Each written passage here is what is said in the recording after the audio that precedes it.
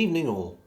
Now, as you'll know from my previous model railway videos, I normally prefer to work with ready-to-run stuff, possibly modified, but on the whole, I like to mess around with stuff where the hard work's already done.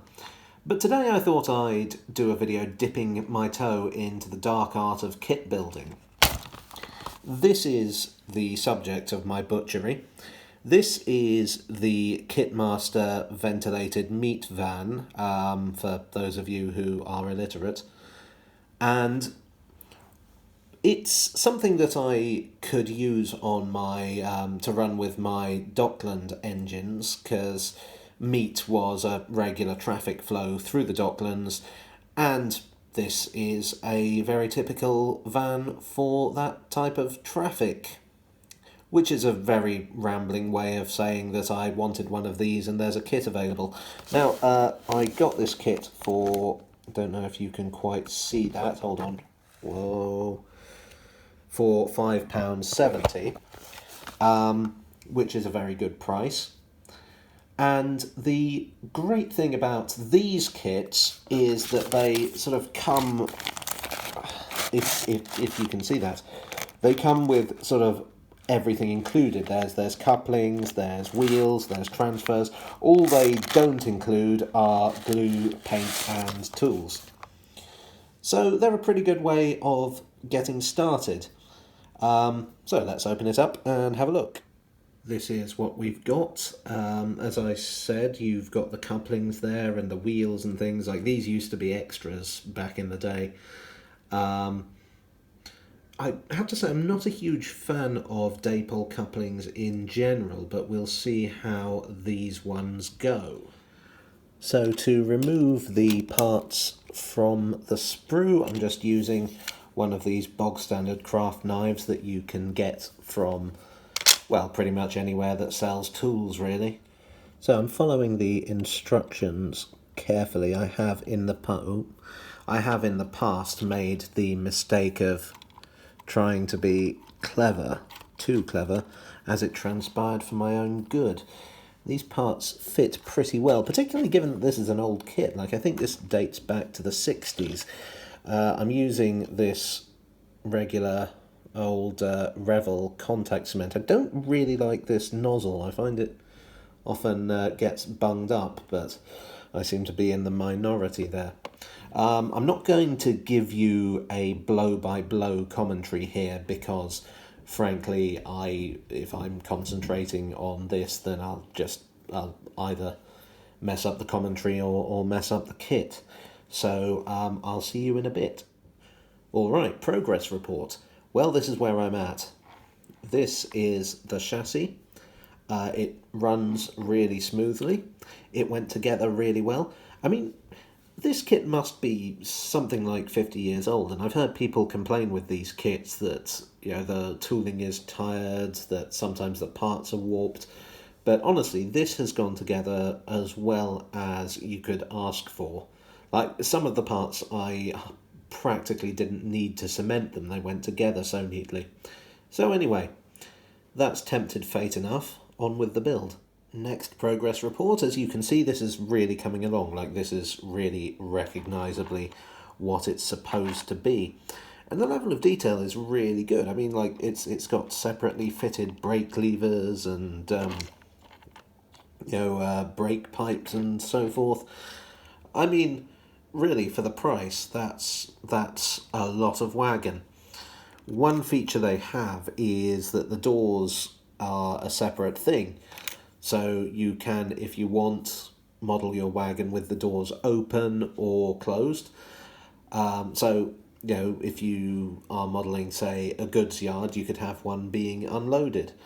So yeah, that's where I am now, and I will see you in a little while. Finished. One or two little hiccups. I don't know if you can see the doors aren't quite even, but that doesn't bother me too much, because I'm just sort of working on the basis that they probably would get beaten up quite a lot.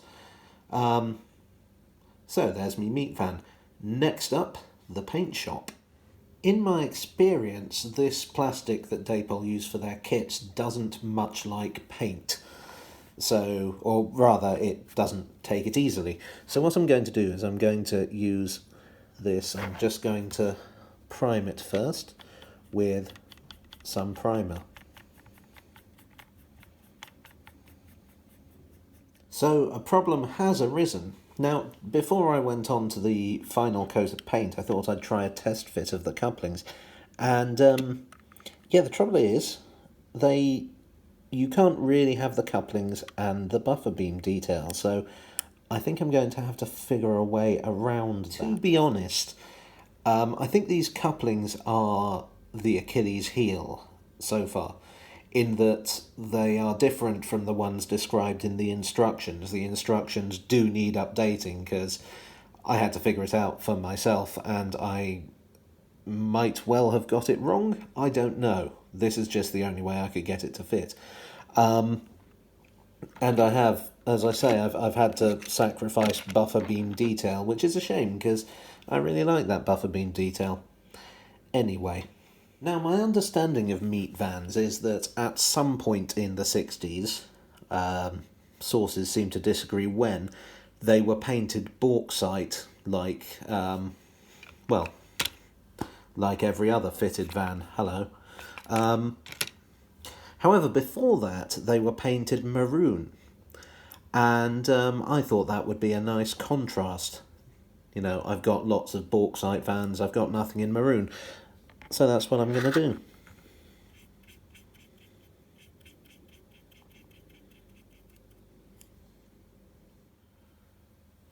That's the basic paint job. Next up, I'm going to add the transfers. Now, as you know, I normally like to cheat. I take the view that you can't really see the wagon markings from normal viewing distance on a model railway.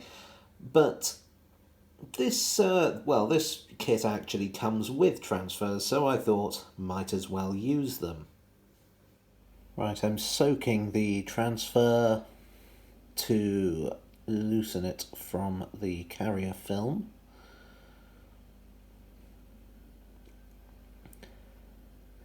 I'm going to be honest, I tend to find these things a bit of a pain in the old backside. Now I'm just going to sort of slide it off. This is probably not how you should do it. Okay, so once that's firmly in place, I like to just dab it with a bit of tissue or a cotton bud or something to remove the excess water. The problem is that it's if it's too wet, then the transfer kind of floats around, which is simply awful.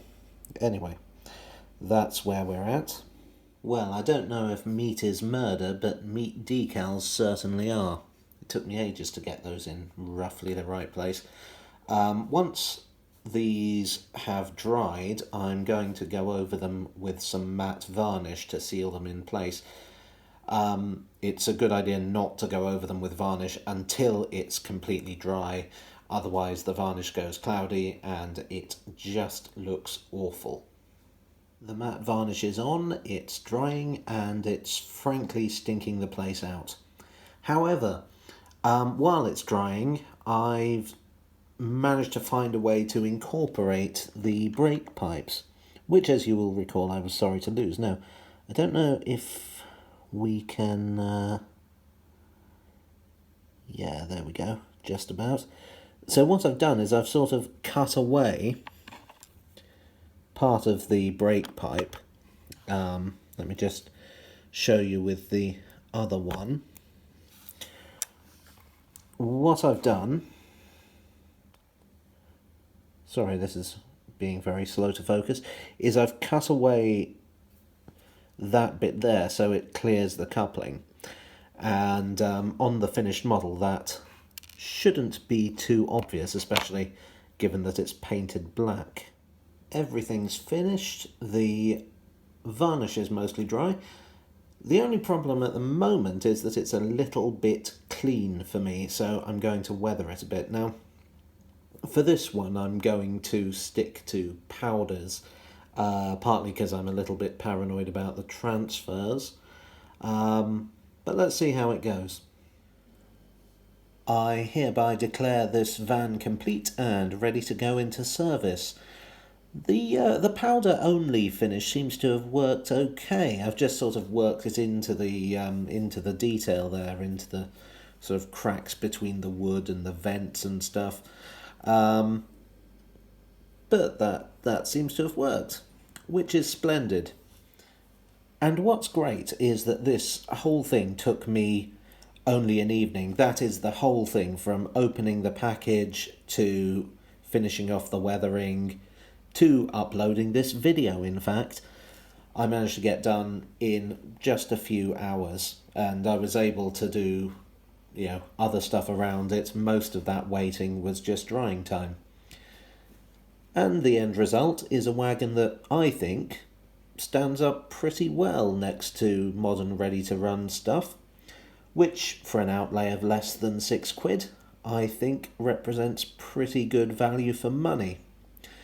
There are one or two things I might have done differently. For one thing, I would probably have added some weight to it. I'm kind of hoping that the metal wheels will weigh it down enough. But otherwise, I think that's a good evening's work. So, I hope you enjoyed this. I hope you found it useful. If you'd like to see me do more stuff like this, let me know in the comments, and I'll see you next time. Cheerio.